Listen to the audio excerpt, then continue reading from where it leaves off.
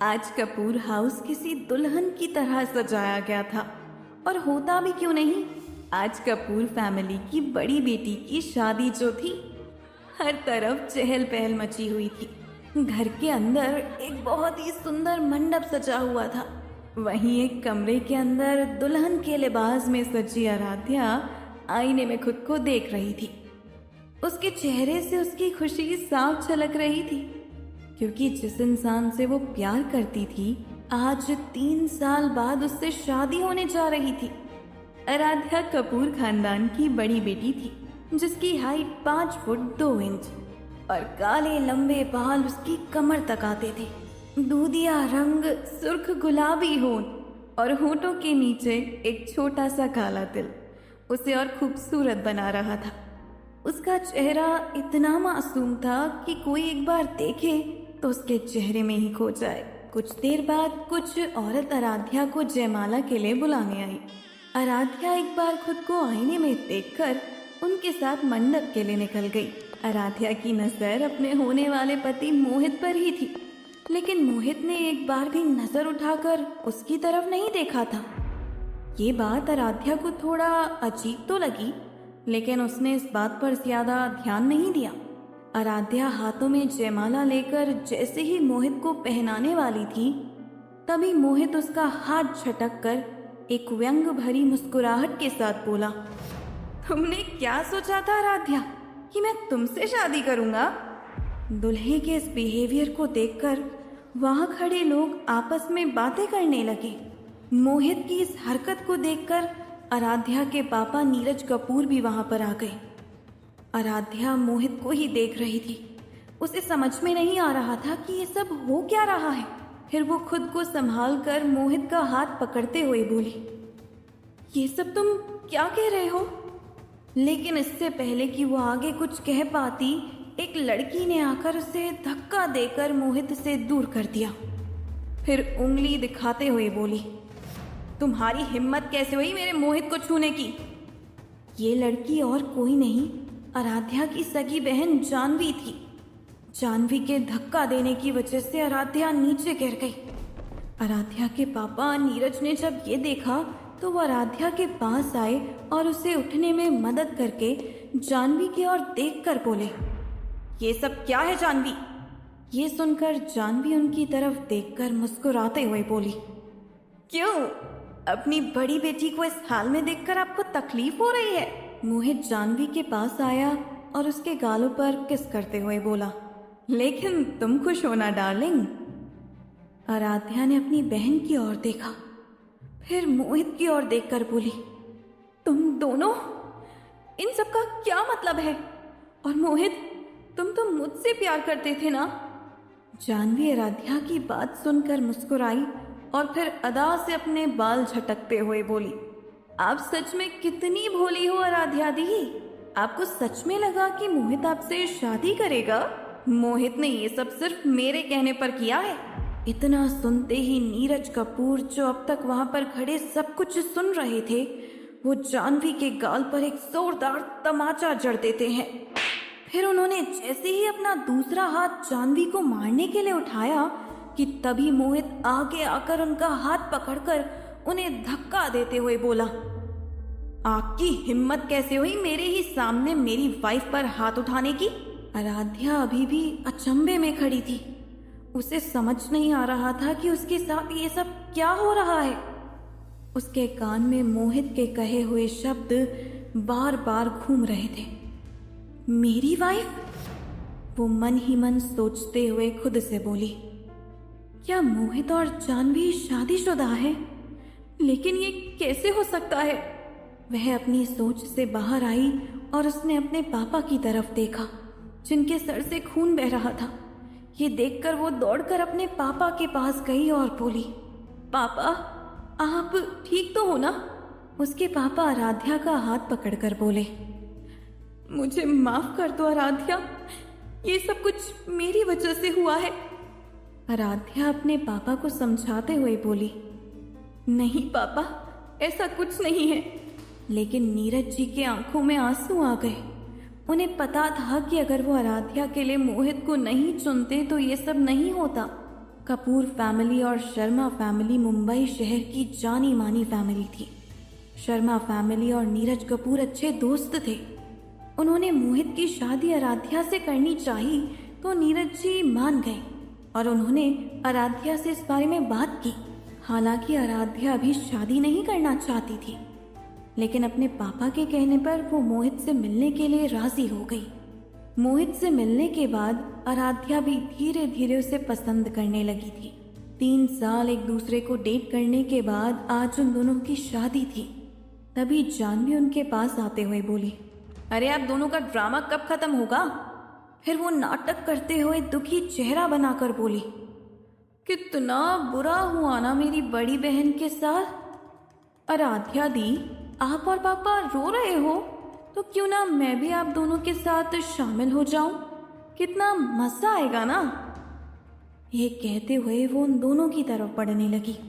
आराध्या जो अब तक शांत थी, वो जानवी की बात सुनकर गुस्से में जानवी की ओर देखकर बोली, यहाँ पर आने की हिम्मत भी मत करना। फिर वो अपनी आंखें मोहित की ओर घुमाकर बोली, क्यों मोहित, क्यों किया तुमने मेरे साथ ऐसा? मैंने तो कभी तुम्हारे साथ कुछ गलत नहीं किया। मैंने तो हमेशा सिर्फ तुमसे प्यार किया। आराध्या की बात सुनकर जानवी नफरत से बोली, क्या आपको यकीन है दी कि आपने कभी मेरे साथ गलत नहीं किया? जानवी की बात सुनकर आराध्या हैरानी से उसकी तरफ देखने लगी तो जानवी बोली, आपने हमेशा मुझसे सब कुछ छीन लिया। हर किसी ने हमेशा आपके बारे में सोचा, लेकिन कभी भी किसी ने मेरे बारे में नहीं सोचा। सबने आपके साथ मुझे कंपेयर किया। आपने वो सब कुछ लिया जिसकी मैं हकदार थी। हमारी माँ जब आखिरी सांसें ले रही थी तब भी आप उनके साथ थी, लेकिन मैं उन्हें कभी नहीं देख पाई क्योंकि पापा ने मुझे सिर्फ आपकी वजह से मेरी मौसी के यहाँ भेज दिया था। माँ की मौत के बाद आपने पापा को भी मुझसे छीन लिया।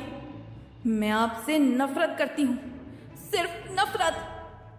आराध्या को यकीन नहीं हो रहा था कि उसकी बहन उसके बारे में ये सब सोचती है। क्या उसने सच में उससे उसका हक छीन लिया था? आराध्या अपनी सोच में खोई हुई थी कि तभी जानवी फिर से बोली, पापा ने भी हमेशा आपसे ज्यादा प्यार किया क्योंकि आप माँ की तरह दिखती थी। उन्होंने हमेशा आपको अधिक महत्व दिया। यहाँ तक कि मैं भी आपकी तरह अपनी पढ़ाई के लिए लंदन जाना चाहती थी, लेकिन उन्होंने मुझे कभी जाने नहीं दिया। ये सुनकर नीरज जी बोले, ये सब सच नहीं है जानवी।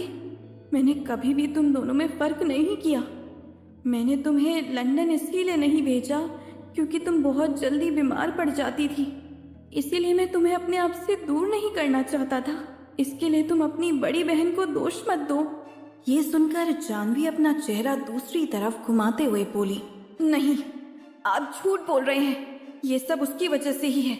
इसीलिए बस इसीलिए मैंने एक ही बार में सब कुछ वापस लेने का फैसला किया। मैं चाहती थी कि ये भी उस दर्द को महसूस करे जो मैंने इतने सालों से महसूस किया था। मैं चाहती थी इनकी जिंदगी को भी नरक बना दूं। इसीलिए मैंने अपने पति की मदद से सब कुछ प्लान किया। जानवी अपनी नफरत भरी निगाहों से आराध्या को देखते हुए आगे बोली, आप सोच रहे होंगे कि मोहित मेरे पति कैसे हो सकते हैं? हम दोनों की शादी कैसे हो सकती है? ये कैसे पॉसिबल है? जानवी की बात सुनकर आराध्या हैरानी से बोली, तुम दोनों ने शादी कब की और इतनी बड़ी बात हम सबसे छिपाई क्यों? जानवी मोहित को देखकर बोली, हम 3 साल से शादीशुदा हैं। आराध्या भी 3 साल पहले मोहित से मिली थी। इसका मतलब जब वो मोहित से मिली थी उस समय जानवी और मोहित शादीशुदा थे। आराध्या को लगा जैसे किसी ने उसका दिल निकाल लिया। वो अपने टूटे फूटे शब्दों में बोली, जानवी क्यों? तुमने ऐसा क्यों किया? मैं तुम्हारी बहन हूँ, तुम ये कैसे कर सकती हो? उसकी बात सुनकर जानवी मुस्कुराते हुए बोली, दी कैसा लगता है जब कोई ऐसी चीज जिसे आप प्यार करती हो आपसे छीन ली जाती है? बताइए आपको कैसा लग रहा है? बुरा लग रहा होगा, गुस्सा भी आ रहा होगा। मैंने भी अपनी जिंदगी में हर पल ये सब महसूस किया है। मैं चाहती थी कि आप अपनी खुद की दी हुई सजा का स्वाद खुद चखें। इसीलिए मैंने मोहित के साथ मिलकर ये सब किया।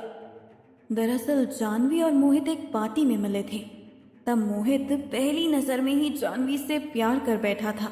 उसके बाद वो दोनों एक दूसरे को डेट करने लगे। एक दिन जानवी ने मोहित से उससे शादी करने के लिए कहा, तो उसकी खूबसूरती और प्यार में अंधा होकर मोहित ने उसकी बात मानकर उससे शादी कर ली। उनकी शादी के बाद जानवी ने मोहित को अपने प्लान के बारे में बताया और मोहित भी उसकी बात मान गया। मोहित को तो ये सब सोचकर ही गुस्सा आ रहा था कि जानवी के पापा और बहन ने उसके साथ कितना गलत किया। आराध्या गुमसुम सी बस अपनी बहन की कही हुई बातें सोच रही थी कि तभी अचानक से नीरज जी गुस्से में जानवी की तरफ देखते हुए बोले, तुम इतनी नीचे कैसे गिर सकती हो जानवी? तुम अपनी बहन के साथ ये सब कैसे कर सकती हो? मुझे तो ये सोचकर भी बुरा लग रहा है कि तुम मेरी बेटी हो। आज से तुम्हारे साथ कपूर फैमिली का कोई भी रिश्ता नहीं है। मैं तुम्हें अपनी सभी प्रॉपर्टी से। इससे पहले कि नीरज जी अपनी बात पूरी कर पाते, मोहित उनकी बात काटते हुए बोला, अगर आपने ऐसा कुछ किया तो कपूर इंडस्ट्री और शर्मा इंडस्ट्री के बीच की कोलैबोरेशन आज ही खत्म हो जाएगी, और अगर ऐसा हुआ तो आपको पेनल्टी फीस देनी होगी, जो आपके कंपनी को बैंकरप्ट करने के लिए काफ़ी है। इसीलिए कुछ भी बोलने से पहले अच्छी तरह से सोच लीजिए। मोहित ने जो कुछ कहा था उसे सुनने के बाद नीरज जी हैरान हो गए। वो कुछ कहने ही वाले थे कि उन्हें अपने कंधे पर किसी का हाथ महसूस हुआ। उन्होंने देखा तो वो आराध्या थी। आराध्या नीरज जी को समझाते हुए बोली, प्लीज़ पापा, आप मेरे लिए हमारे बिजनेस को बीच में मत लाइए। ये सब मेरी गलती थी, मैं ही बेवकूफ़ थी। मैं यहाँ से चली जाऊंगी। आपको मेरी कसम, आप मुझे नहीं रोकेंगे। आराध्या की बात सुनकर नीरज जी चुप हो गए। वो बस अपनी खाली आंखों से आराध्या को देख रहे थे। वहीं आराध्या एक नज़र मेंशन को देखकर वहां से बाहर निकलने लगी तो पीछे से जानवी बोली, चली जाइए आप यहाँ से, मैं आपका चेहरा दोबारा नहीं देखना चाहती। आराध्या जानवी की बात सुनकर कुछ नहीं बोली और सीधा कपूर मेंशन के बाहर चली गई। वहीं दूसरी तरफ मुंबई के मलाबार हिल पर एक बड़ी सी बिल्डिंग के 15th फ्लोर पर बने सीईओ के कैबिन में उदास चेहरा लिए एक शख्स बैठा था। ब्लैक कलर के सूट पहने वो शख्स बहुत हैंडसम लग रहा था। उसकी पर्सनालिटी किसी भी लड़की का दिल चुराने के लिए काफ़ी थी। ये शख्स रुद्राक्ष सिंघानिया था। सिंघानिया एम्पायर का सीईओ और इंडिया के सबसे अमीर लोगों में से एक, पूरे एशिया का टॉप मोस्ट एलिजिबल बैचलर। रुद्राक्ष अपनी सोच में खोया हुआ था कि तभी उसके कैबिन में किसी ने नॉक किया।